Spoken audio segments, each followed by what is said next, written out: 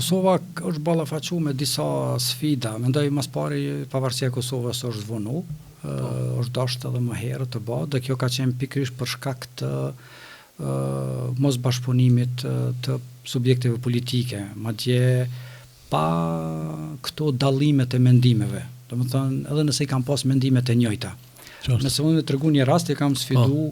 në Kuvendin Komunal Prishtinës, ku kam qenë këshilltar komunal, kryetarin atëhershëm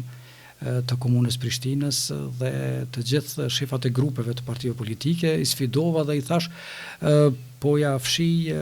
emrin e partisë time, konservatore, dhe partive të juaja, të cilat janë të djata, të majta, liberale,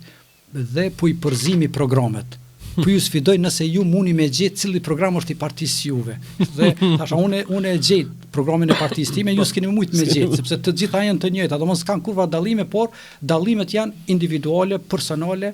të personaliteteve politike të cilat janë zhvilluar. Se domethënë një çështje e njëjtë ka qenë. Domethënë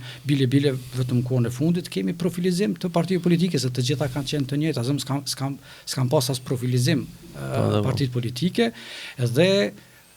edhe pse kanë qenë gati se të njëjta, megjithatë për teke, për inate, për kryenetësi, është vënë edhe shpallja e pavarësisë Kosovës, edhe sot jemi shumë vonë, nuk jemi antar të NATO-s, nuk jemi antar, madje s'kemi nënshkruar marrëveshje për